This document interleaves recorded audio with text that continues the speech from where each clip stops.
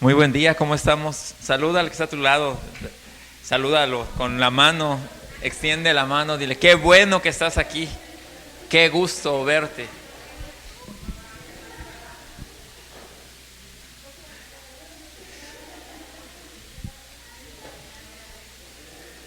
Hoy pusimos más sillas para que estuvieran más separados y no tuvieran tanto calor. Es- Esa es la idea, ¿eh?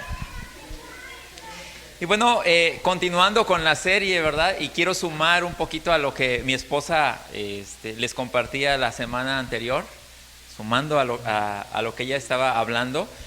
Pues continuamos con esta serie, ¿verdad? Acerca del reino. Realmente nosotros necesitamos conocer al reino al cual hemos sido trasladados como hijos de Dios. Esto es de suma importancia y voy a retomar un poquito algunos de los aspectos que hemos visto acerca del reino.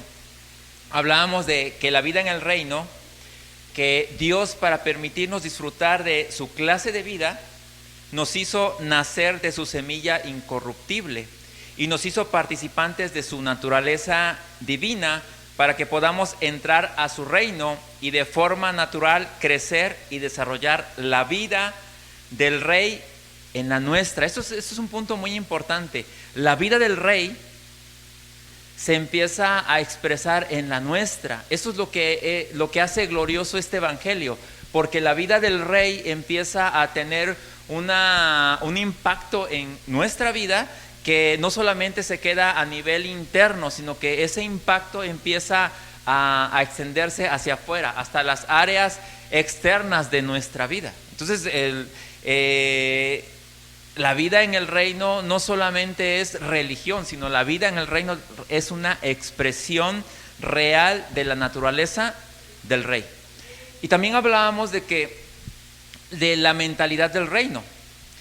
Y decíamos que la única forma para que el reino de Dios y su cultura se expresen en nosotros y entremos a disfrutar de los derechos de herencia y el poder de ese reino se manifiesta en nuestras vidas, es que haya un cambio de mentalidad. En otras palabras, una renovación en el entendimiento. Nosotros nos reunimos precisamente para eso, para que tener una renovación en el entendimiento, para que podamos entender las escrituras, para que podamos comprender las escrituras, para que la verdad de la palabra de Dios se ilumine en nuestros corazones, para que podamos ver las cosas como realmente son, para que podamos ver las cosas con el velo corrido, para que podamos ver las cosas a la luz de Dios y no bajo una interpretación humana. Y también hablábamos acerca de la cultura del reino. Y decíamos que abrazar la cultura del reino podría parecer una tarea difícil. Para mucha gente dice, ay no, es que me van a prohibir. Nadie te prohíbe nada. Cuando tú entiendes, cuando tú conoces la verdad, Jesús mismo dijo, conocerás la verdad y la verdad te hará libre. Entonces, no es una tarea difícil, o parecería ser difícil, pero no es imposible para los que estamos en Cristo, ¿verdad? La carta a los Filipenses cita una porción que es muy conocida que dice, todo lo puedo en Cristo que me fortalece. Ahora, ¿qué es todo? Todo, ¿verdad? Y tenemos que entender esto. En esta porción de la escritura, el apóstol Pablo está expresando acerca de su vida. Dice, sé vivir en la abundancia y sé vivir en la escasez. Todo lo puedo en Cristo que me fortalece. Él estaba diciendo, no importa la situación que yo esté viviendo, yo sé que el poder que tengo proviene de Él, proviene de Cristo en mi vida. Dios, por medio de su palabra, nos está introduciendo a la cultura del reino. Esto requiere una forma distinta de pensar, una mentalidad de arriba, y es una tarea constante y continua. Aquí no te vas a graduar, que digas, no, pues yo ya tengo 10 años de cristiano, ya llevo 5 institutos bíblicos y ya me gradué. La única graduación permitida ahorita es la de tus lentes. Por si ya no ves bien. Pero no, en este aspecto no te vas a graduar. ¿Por qué? Porque es una tarea continua y constante. Y el día de la graduación es cuando el Señor te mande a llamar. Ese es el día de la graduación. ¿verdad? Hasta ese momento es cuando tú vas a dar cuentas. Y también hablábamos acerca de la autoridad en el reino. La Biblia es un libro de gobierno que establece la legalidad de la autoridad transferida por Dios para su ejercicio correcto a fin de traer justicia y orden. O sea, si tú pensabas que la Biblia era un libro religioso, no es un libro religioso. La Biblia es un libro de gobierno. La Biblia es un libro que expresa y establece el gobierno de Dios aquí en la tierra. La Biblia muestra el poder de Dios. La Biblia muestra la autoridad de Dios y la Biblia nos muestra los diseños de Dios. Entonces, la Biblia es un libro de gobierno, ¿verdad? Que trae justicia y orden. Cuando tú entiendes la Escritura, cuando tú estás impregnado de la Escritura, cuando la Escritura se te ha iluminado, entonces comienzas a vivir en justicia y el orden comienza a permear toda tu vida y la vida de los que están en tu entorno. Déjame preguntarte, ¿esto no son buenas noticias? Eso es el Evangelio. Esto es el Evangelio. El Evangelio no es una religión. Esto es el Evangelio. Pero hablemos acerca de la influencia en el reino. Algo que debemos tener bien claro es que el reino de los cielos es un reino muy distinto al terrenal. Creo que ahí es donde radica el problema. Muchas veces cuando nosotros escuchamos acerca del reino de los cielos, comenzamos a imaginar, ¿qué imaginas cuando tú escuchas acerca de que hay un rey, de poder, de autoridad? ¿Qué imaginas? Que es un lugar especial. Muchos pueden imaginarse hasta un castillo, ¿verdad? ¿Qué más imaginan? A ver, díganme, ¿qué imaginan? Lujos, ¿qué más? ¿No imaginan nada? Gente que le sirve, ¿qué más? No escuché. Buenos banquetes, ¿verdad? ¿Qué más? Cuando tú escuchas reino, ¿qué viene a tu mente? Mucha felicidad, prosperidad, abundancia, y realmente todo eso es, pero no es. O sea, sí es parte, pero no es lo importante es la consecuencia de. Fíjate, tenemos que entender esto. Todo lo que tú me acabas de decir de un reino, es parte del reino de los cielos, pero no es la esencia del reino de los cielos, es la consecuencia de vivir dentro de ese reino. Y eso es que tenemos que entender. Dice, algo que debemos tener bien claro es que el reino de los cielos es un reino muy distinto al terrenal. Por lo tanto, si queremos operar e interpretar el reino de los cielos como el terrenal, estaremos errando al blanco. Vamos a estar errando totalmente al blanco si queremos pensar que porque yo ya escucho una palabra de reino, porque yo ya fui introducido al reino de los cielos, porque yo ya vivo dentro del reino de los cielos, todo esto va a ser lo primero que voy a tener en mi vida. Pues déjame decirte que no es así. Primero tienes que trabajar en muchas áreas de tu vida. Primero tienes que trabajar en que el gobierno de Dios se exprese en tu vida, en que Dios esté gobernando cada área de tu vida. Ahora, si yo te pregunto y no me contestes, ¿Dios gobierna totalmente todas las áreas de tu vida? Pero les dije no me contesten y ya si nadie ni parpadearon. O sea, realmente, contéstate tú mismo, ¿Dios gobierna totalmente todas las áreas de tu vida? Yo sé que no, pero para allá vamos, porque cuando tú conoces la verdad te hace libre, y esa libertad te permite llegar a la humildad y reconocer que necesitas que Dios guíe, que Dios gobierne tu vida. Te decía que algo que debemos tener bien claro es que el reino de los cielos es un reino muy distinto al terrenal. Por lo tanto, si queremos operar e interpretar el reino de los cielos como el terrenal, estaremos errando al blanco. En otras palabras, operando de manera ilegal y por lo tanto siendo inefectivos. Una persona que actúa en ilegalidad, tarde o temprano va a mostrar su inefectividad. O se va a dar cuenta que todo lo que hizo fue hecho en vano. Yo leía por ahí en un libro que dice que hablaba de que hay gente que sube la escalera de la vida y va duro para arriba, ¿verdad? Hay gente que dice, no, va duro para arriba.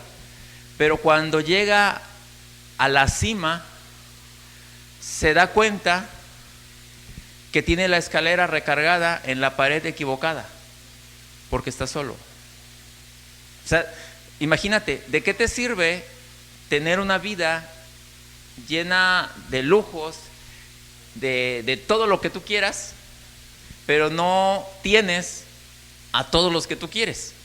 Porque hay gente que llega a la cima y tiene todo, pero no tiene esposa, no tiene hijos, no tiene nada, o no tiene a nadie.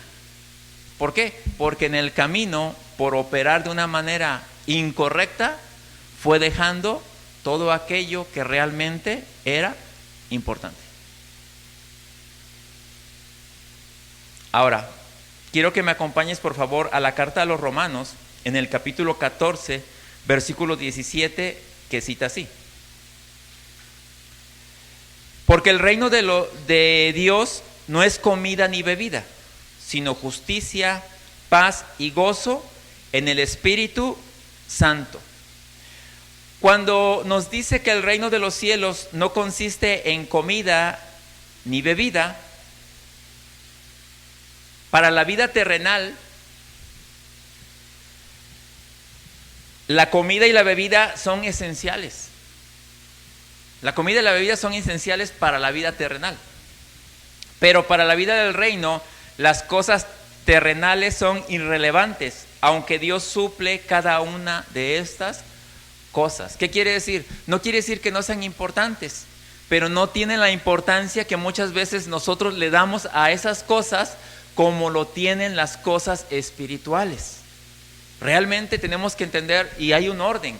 Nosotros somos seres espirituales que tenemos un alma y habitamos en un cuerpo.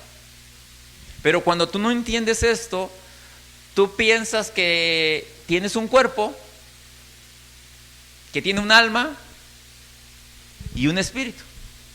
Pero realmente no es así.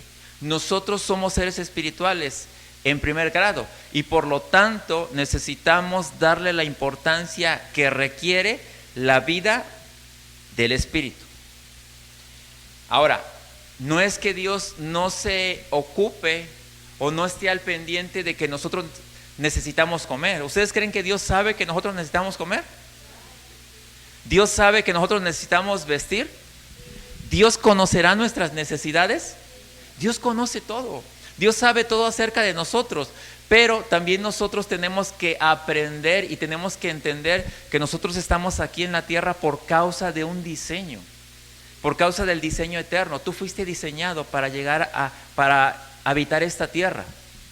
En esta nación tú naciste, en esta ciudad o en esta población, tú fuiste diseñado para todo lo que ha pasado en tu vida es parte del diseño de Dios.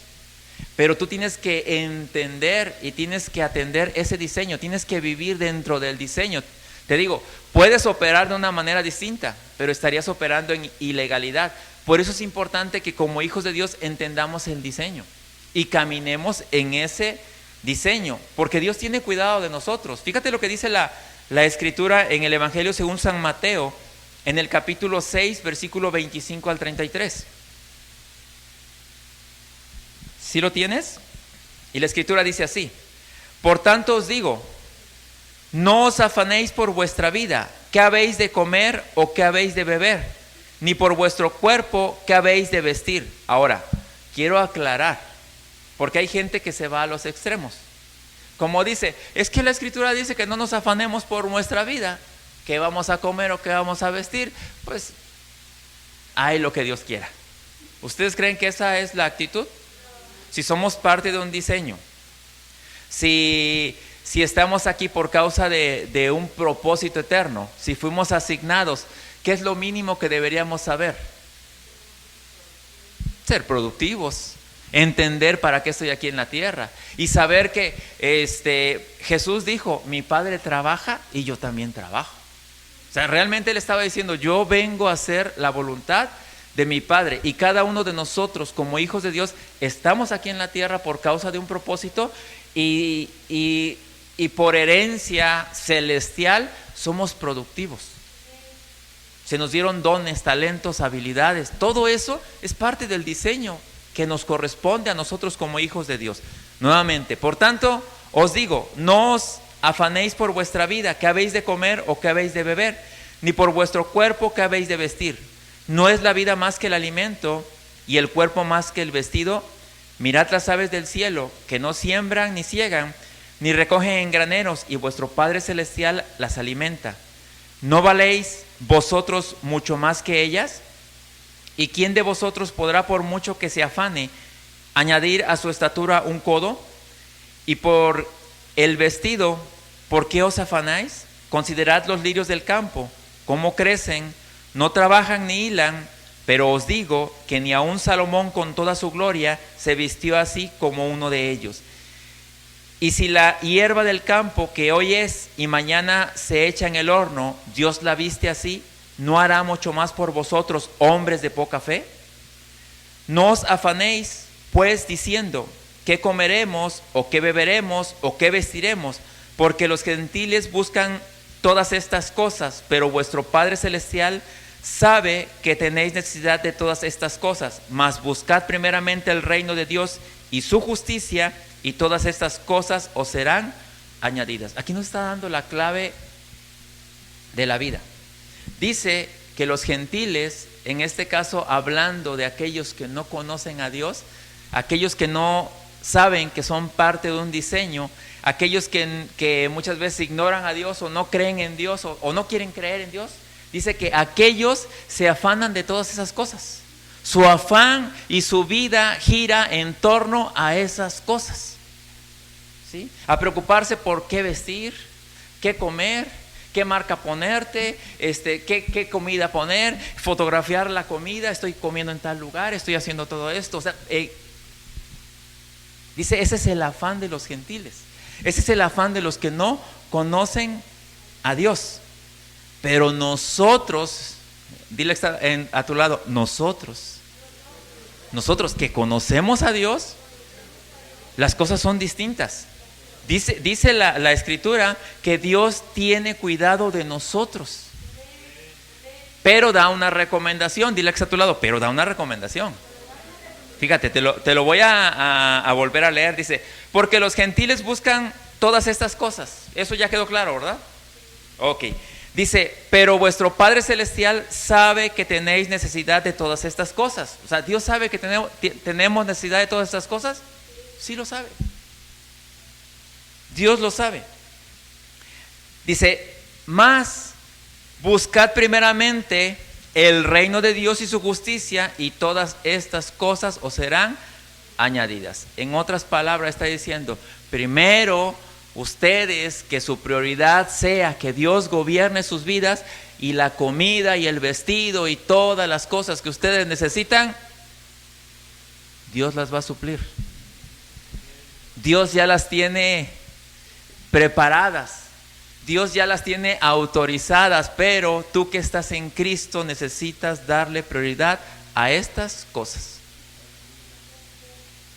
Fuimos llamados y creados para cumplir con su propósito eterno y dar cumplimiento a nuestra asignación. O sea, si tú no has entendido esto, no has entendido nada. Tú fuiste llamado por Dios para cumplir con su propósito eterno. Ahora, no nos vamos a complicar mucho la vida. ¿Cuál es el propósito eterno? Porque a veces dicen, ustedes hablan mucho del propósito eterno y dicen que el propósito eterno, ¿cuál es? Darlo a conocer a Él. Tan sencillo. Ahora, ¿cómo lo vamos a dar a conocer? A través de mi vida. A través de tu vida es que vas a dar a conocer a Dios. O sea, es inevitable, la gente te está viendo y la gente sabe que tú conoces la Escritura. Entonces lo que la gente, cuando la Escritura dice, la creación está esperando la manifestación gloriosa de los hijos, es lo que está esperando la creación, que tú les manifiestes a Dios. Platicando con unas personas que son ateas, dicen, somos ateos, nosotros no creemos en Dios. Me decían, me hablaban de la religión, le digo, mira, no vamos a ir muy lejos. Lo que tú ves en mi vida y lo que hasta cierto punto tú alabas de mi vida, porque hay ciertas áreas de mi vida, hablo como Carlos o como familia, Luceli, Carlos, hijos, dice, no, es que tus hijos, es que tú vives así, es que tú haces las cosas de esta manera, es que tú piensas de esta manera. Digo, bueno, lo que yo proyecto es al Dios que yo conozco.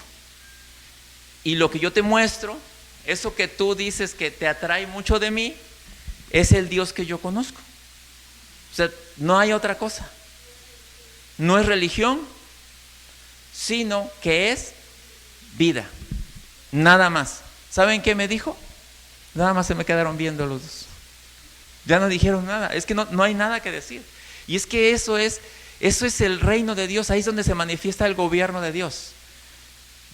Es que tu vida entre dentro de un orden. Nos dice también que el reino de los cielos consiste en, dice, sino en justicia. La justicia, ¿sí? Voy a volver a preguntar, ¿qué es la justicia? Cuando tú escuchas la palabra justicia, ¿qué es la justicia? A ver, díganme, ¿qué es la justicia? No oigo nada, a ver, lo que acomoda bien. ¿Qué es la justicia? Dígame qué es la justicia. Si alguien te preguntara, oye, tú que lees la Escritura, dime qué es la justicia. Si le preguntamos a un abogado, nos va a decir, darle a cada quien lo que merece. Porque terrenalmente eso es. A ver, pero a ver, dígame qué es la justicia para nosotros en Cristo. La justicia tiene que ver con justificación y nosotros fuimos perdonados. ¿Qué más tiene que ver la justicia? Hoy voy a estar de preguntón. Fíjate, escucha esto. La justicia lleva a estos niveles al hombre, donde el hombre está en una posición donde en cuanto a lo que respecta al pecado, el hombre no le debe nada a Dios. O sea, la deuda que el hombre tenía para con Dios fue pagada. O sea, por eso es cuando tú estás justificado, es como si tú, vamos a suponer, que tú tuvieras una cuenta, una deuda con el banco y viniera tu pastor y te dijera, no te preocupes, Lupita, yo voy a pagar la deuda que tú tienes y la de todos. O sea, dirías, ¿pero por qué? Pues porque quiero. Bueno, la justicia es algo parecido, nada más que no lo hizo un hombre. La justicia la hizo Dios mismo. El Padre pactó con el Hijo, por eso dice que Dios pactó consigo mismo para enviar a su Hijo a este mundo para que el problema que se había generado en cuanto al pecado, la deuda fuese saldada. Y por lo tanto, en lo que respecta al pecado, nosotros que estamos en Cristo no le debemos nada a Dios. Esto, la justicia nos lleva a niveles muy altos. ¿Por qué? ¿Leyeron ustedes por ahí en la Escritura que dice que no hay comunión entre Dios y las tinieblas? Y eso es cierto. No hay comunión. Yo sé que terrenalmente dices, ay, si yo acabo de pecar, entonces no puedo tener comunión con Dios. No tiene nada que hablar con eso. Cuando tú pecas, en esos momentos, tú estás cerrando al blanco. Pero porque no has entendido la justicia de Dios. Pero realmente la justicia de Dios nos permite, gracias a la justicia de Dios, nosotros podemos tener comunión con Dios. Bueno, tú has escuchado que eres templo del Espíritu Santo.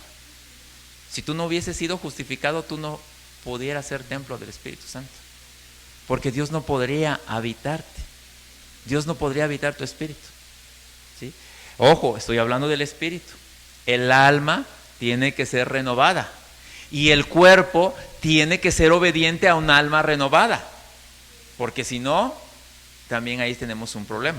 Entonces, la justicia es una posición otorgada por Dios a los hombres a través de la obra consumada en la cruz. Yo sé que esto es difícil de creer. Para muchos me están viendo así como que ya está hablando cosas que no. Pero eso lo dice la Escritura. Escucha esto. Romanos 3, versículo 24 al 26 cita así. Siendo justificados, ¿quiénes?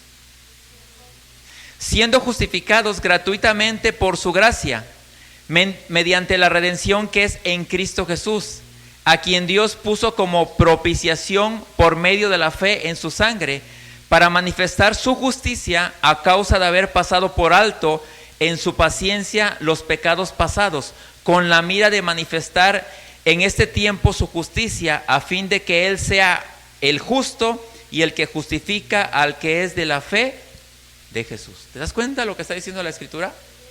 O sea, fuimos justificados gratuitamente. Ahora, que tú hayas sido justificado gratuitamente no quiere decir que fue gratis. O sea, gratuitamente para ti, que lo recibiste. Pero tú conoces todo lo que padeció Jesucristo en la cruz. Tú conoces todo lo que padeció, lo has leído, tienes conocimiento. Entonces, fue gratis para ti, pero tuvo un precio. Y el precio fue muy alto. Por eso es que nosotros necesitamos valorar el precio que tuvo.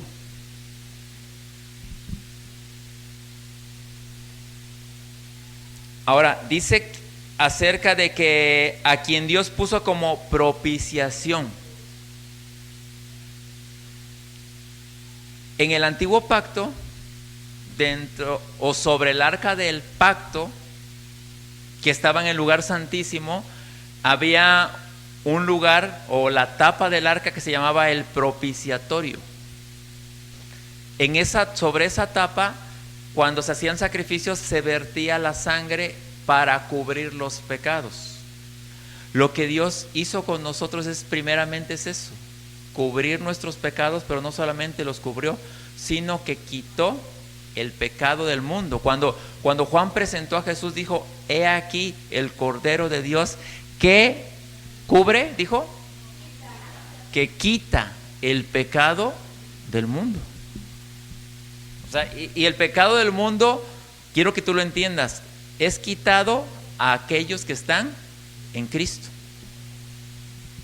Ese era el propiciatorio.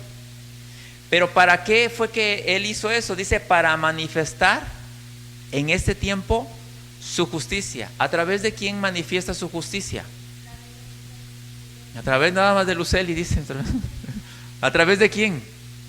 A través de nosotros, a través de la iglesia, a través de su cuerpo. Él es la cabeza y nosotros somos su cuerpo. Gálatas 2:16 dice así: sabiendo que el hombre no es justificado por las obras de la ley, sino por la fe de Jesucristo. Nosotros también hemos creído en Jesucristo para ser justificados por la fe de Cristo y no por las obras de la ley, por cuanto las obras de la ley nadie será justificado. Eso es algo muy importante. Hay mucha gente, muchos cristianos todavía en este tiempo, que quieren ser justificados a través de las obras de la ley, que quieren caminar en las obras de la ley, que todavía, y yo no digo que esté mal, pero todavía buscan hacer todo un ritualismo como se hacía dentro de la ley. Y aquí la Escritura es bien clara, dice: sabiendo que el hombre no es justificado por las obras de la ley, sino por la fe, y esto es algo muy importante, dice, por la fe de quién, dice. Fíjate esto, está diciendo que nosotros somos justificados por la fe de Jesucristo. No dice en Jesucristo, dice de Jesucristo, porque Él le creyó al Padre, fue obediente al Padre, hizo la obra del Padre, caminó en la obra del Padre, y esa fe de Él trajo salvación a nosotros. Ahora, sí creímos nosotros, porque también Él nos dio una medida de fe, pero fue la fe de Él, porque Él le creyó al Padre. ¿Sí? ¿Sí estamos? Entonces, nosotros no somos justos por las obras de la ley, somos justos por la fe de Jesucristo. Romanos 5, 1 y 2 cita así: justificados pues por la fe, tenemos paz para con Dios por medio de nuestro Señor Jesucristo, por quien también tenemos entrada por la fe a esta gracia en la cual estamos firmes y nos gloriamos en la esperanza de la gloria de Dios. Fíjate, la justicia nos permite entrar en la gracia, nos permite entrar en el favor de Dios, nos permite pasar de ser enemigos de Dios a ser amigos de Dios. Y también dice que el reino de los cielos consiste en paz. Pregunta nuevamente: ¿qué es la paz? Estar tranquilo, con un orden. ¿Qué más es la paz? Es gozo. ¿Qué es la paz? No voy a decir la esposa del pastor, la paz. No, ¿qué más es? ¿Qué más es la paz? ¿No alguna vez le has dicho a tus hijos, ya quiero estar en paz? Sin problemas. La mejor traducción para el concepto paz es shalom, que no solo incluye ausencia de guerra o conflicto, sino el bienestar integral, reflejado en todos los órdenes de la vida humana. Fíjate lo que estoy diciendo, dice, es un bienestar integral. O sea, el hombre necesita estar en paz. Mira, si el hombre está en paz con Dios, es un buen inicio y es tremendo, porque la justicia nos permite estar en paz con Dios y nos permite acceder a la gracia de Dios, y eso ya trae paz. Pero dice que aparte de todo esto, dice que la paz es un bienestar integral. Cuando hablamos de un bienestar integral, ¿a qué nos referimos? Todos los aspectos de nuestra vida, que no tengamos problema alguno en nuestra vida, ni problemas emocionales, ni problemas económicos. Y créeme que todo esto es posible cuando nosotros entramos dentro del orden establecido por Dios. Si tú no entras dentro del orden establecido por Dios, por ahí estás fallando en algún punto. Pero realmente el poder de la Escritura es que nosotros tengamos un bienestar integral en todos los órdenes de nuestra vida. Fíjate lo que dice la Escritura en el Evangelio según San Juan, capítulo 16, 33. Estas cosas os he hablado para que en mí tengáis paz. Y aquí viene lo revelador: en el mundo tendréis aflicción, pero confiad, yo he vencido al mundo. ¿Sabía usted que muchos de los problemas que nosotros enfrentamos en nuestro día a día es porque seguimos operando a la manera del mundo y no a la manera de Dios? En otras palabras, usted hace lo que se le da la gana y luego le anda llorando a Dios que le haga el milagrito, ¿verdad? Que lo saque de todos los enrollos en los que usted se metió por no obedecer y vivir de acuerdo a la voluntad de Dios. ¿Se dan cuenta? Estas cosas os he hablado para que en mí tengáis paz. Está diciendo, mire, en mí tienen paz. O sea, todo lo hablado, todo lo que les he dicho, toda la palabra, todo lo que tienen en la Escritura, dice, es para que en mí, o sea, en Cristo, ustedes tengan paz. Dice, en el mundo, o sea, si tú sigues insistiendo, te lo vuelvo a repetir, si tú sigues insistiendo, la Escritura dice, en el mundo tendréis aflicción, Pero hay gente que hasta le dices, mira, ten cuidado, el pensamiento del mundo, ten cuidado, mira, el mundo opera de esta manera, ten cuidado. Y ahí va, ¿no? Hasta parece que les pagan por ir allá. O sea, en el mundo dice, en el mundo tendréis aflicción. O sea, realmente, si tú sigues operando, si tú sigues viviendo a la manera del mundo, vas a tener aflicción toda la vida.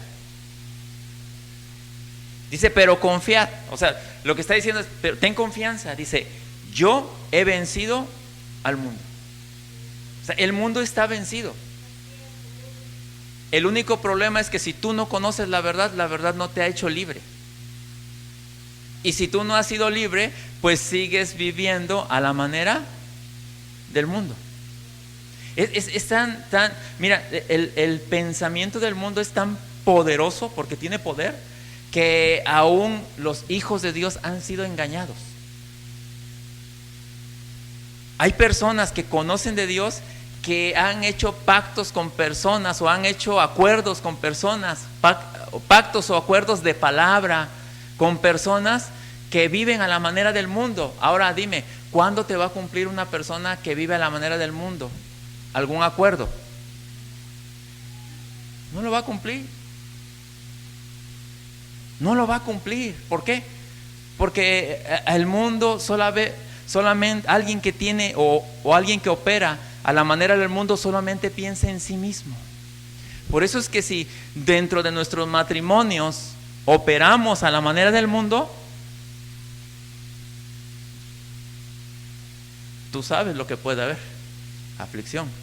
Si en el trato con nuestros hijos permitimos que el mundo esté infiltrado, o en todo lo que tú hagas permites el mundo, va a haber aflicción tarde o temprano. Si estás pasando por momentos de aflicción, deberías examinar tu manera de operar, pues posiblemente estés operando a la manera del mundo.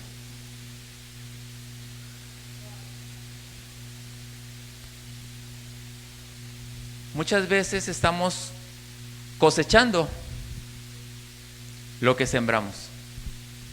Entonces, ¿cuál es el problema si estamos cosechando algo incorrecto?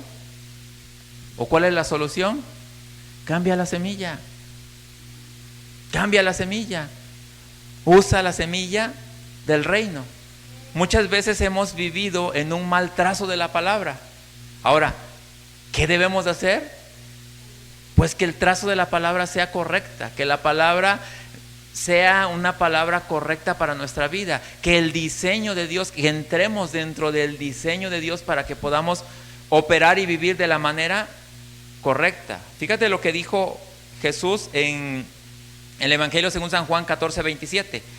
La paz os dejo, mi paz os doy. Yo no os la doy como el mundo la da.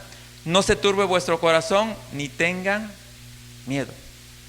Realmente, si tú esperas una paz a la manera del mundo, no la vas a encontrar, sino la paz de Dios es totalmente distinta. Pero el requisito para que tú puedas experimentar la paz de Dios es que tú seas una persona gobernable por Él, que te dejes gobernar por Él.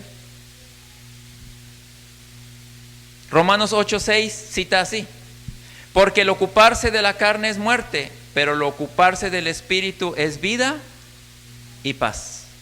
O sea, ¿sí te das cuenta de lo que te estoy hablando? ¿Sí te das cuenta que muchos de los problemas que tenemos pues es consecuencia de pues un mal trazo de la palabra, de un mal entendimiento de la palabra, o de ser ingobernables por la palabra de Dios?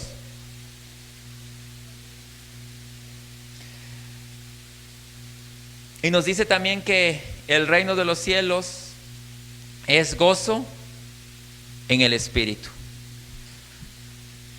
Y el gozo es otra faceta del fruto del Espíritu, que se caracteriza por una actitud permanente de alabanza y gratitud sin importar las circunstancias, lo cual fluye a partir de una confianza personal en la soberanía de Dios. Gálatas 5:22 al 24 dice así: mas el fruto del Espíritu es amor, gozo, paz, paciencia, benignidad, bondad, fe, mansedumbre, templanza. Contra tales cosas no hay ley.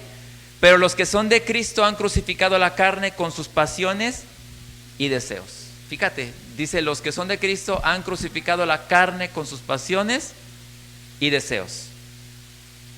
Esto es algo muy importante, el gozo. Mire, el gozo nadie nos lo puede arrancar. Tenemos que entender esto. Los que estamos en Cristo tenemos el tesoro más grande que podemos tener, que es Cristo en nosotros, la esperanza de gloria.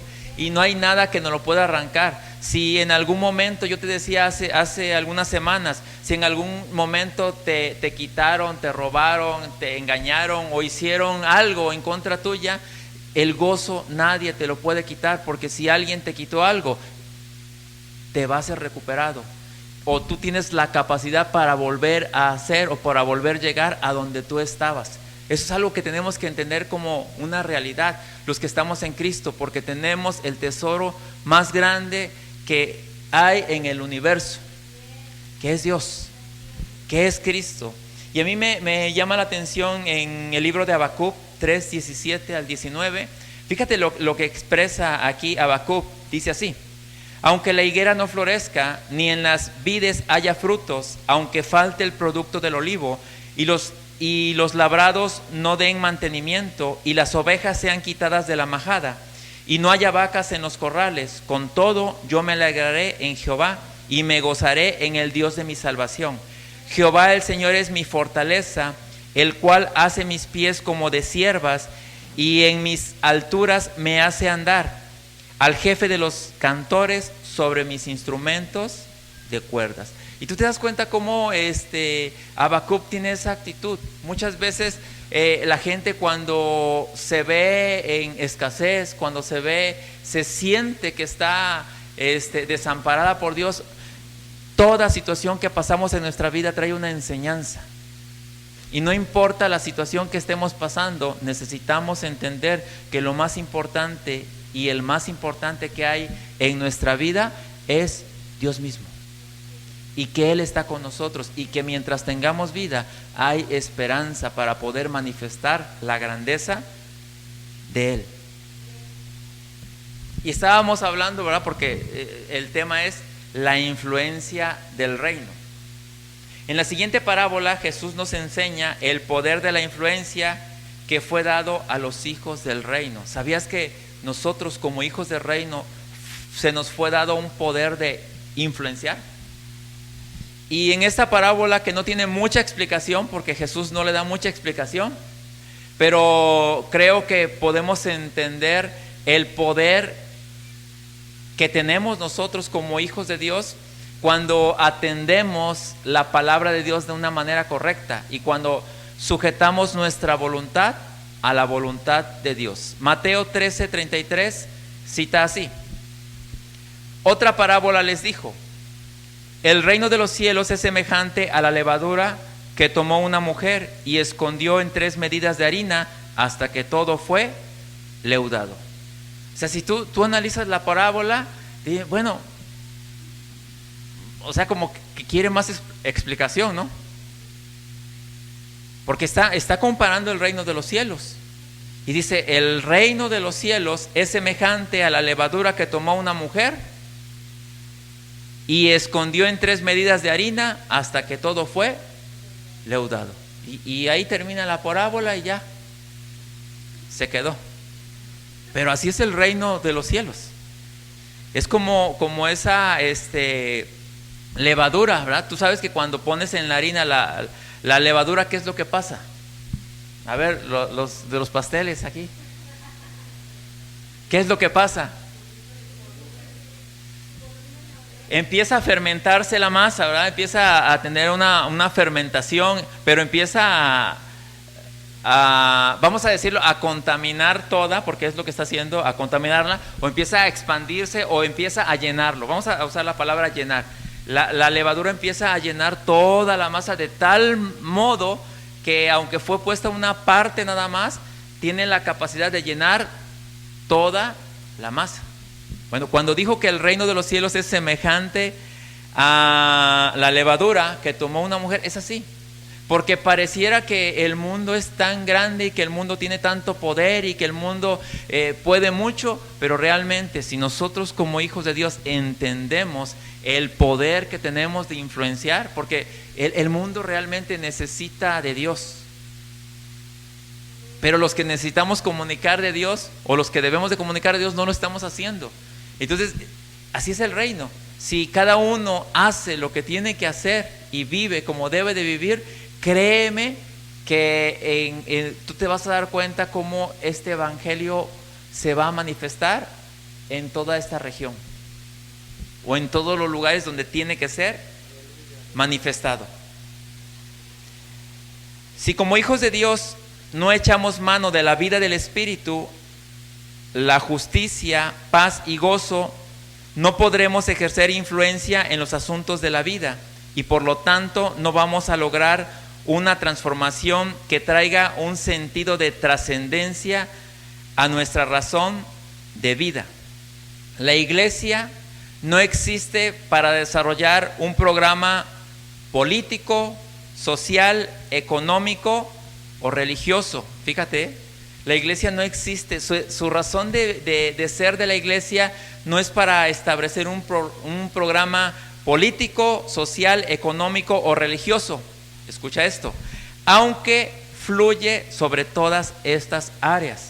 O sea, no, la iglesia no está como para establecerse en eso, pero la iglesia sí tiene el poder de permear todas estas áreas, de ordenar todas estas áreas, pero no es su prioridad.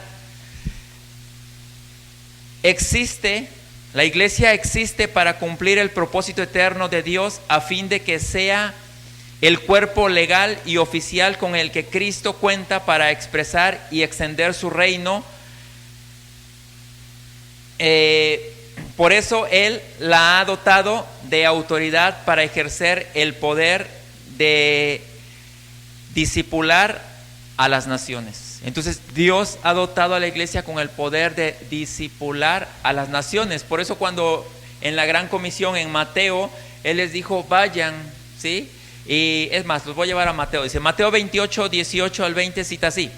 Y Jesús se acercó y les habló diciendo, toda potestad me es dada en el cielo y en la tierra. Por tanto, id y haced discípulos a todas las naciones, bautizándolos en el nombre del Padre y del Hijo y del Espíritu Santo, enseñándoles que guarden todas las cosas que os he mandado. Y he aquí, estoy con vosotros todos los días hasta el fin del mundo. O sea, todo esto es lo que Él hizo en favor de nosotros, pero no lo hacemos solos, sino que Él está con nosotros.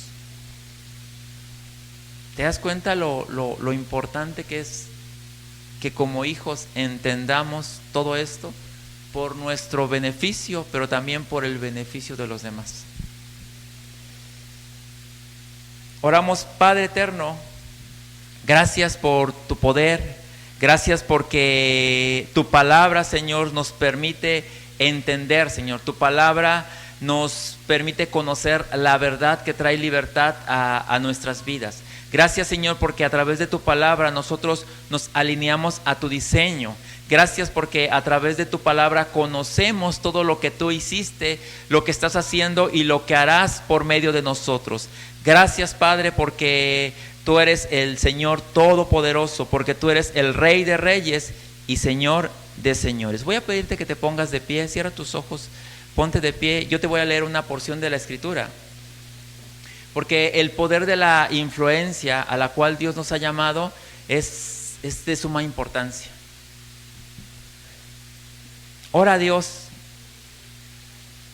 Dios conoce tu corazón, pero lo que Dios quiere es que tú le conozcas a Él, que tú conozcas la verdad a la cual te ha llamado, que tú conozcas el por qué Él está aquí y el por qué y el para qué Dios te ha traído a esta tierra. Y quiero leerte una porción en esa misma actitud, con tus ojos cerrados. Quiero leerte una porción de la Escritura que está en Jeremías 15, versículo del 19 al 21, que dice así: Por tanto, así dijo Jehová: si te convirtieres, yo te restauraré, y delante de mí estarás. Y si entresacares lo precioso de lo vil, serás como mi boca. Conviértanse ellos a ti, y tú no te conviertas a ellos. Y te pondré en este pueblo por muro fortificado de bronce, y pelearán contra ti, pero no te vencerán, porque yo estoy contigo para guardarte y para defenderte, dice Jehová. Y te libraré de la mano de los malos, y te redimiré de la mano de los fuertes. Todo esto es lo que la palabra de Dios nos dice. Realmente necesitamos convertirnos a Él. Realmente necesitamos entender su voluntad, caminar en su voluntad. Porque lo que Él dice: yo te restauraré y delante de mí estarás. Realmente la restauración ya ha sido para nosotros. Pero lo importante es que aquellos en los cuales tú ejerces influencia se conviertan a ti, se conviertan a Dios, le conozcan a Él, vivan de acuerdo al diseño de Él, y no seas tú el que termine viviendo como ellos han vivido siempre. Bendito eres, Señor. Gracias. Gracias, bendito Dios. Bendito eres tú, Dios. Bendito eres tú, Señor.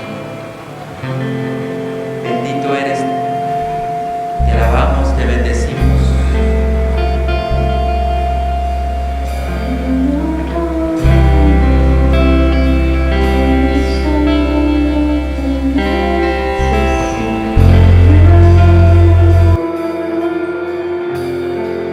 Adora al Señor, adora.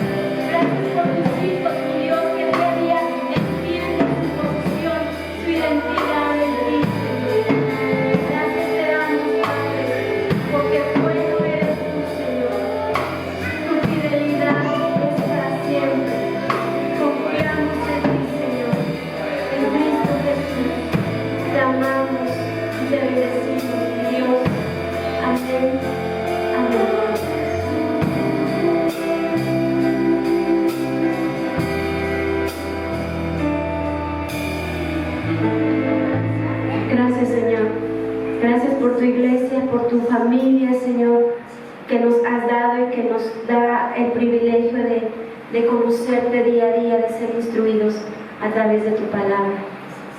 En Cristo Jesús. Amén. Que tengan una excelente tarde, son bendecidos, despídanse con un abrazo fuerte, con gozo y con alegría. Amén.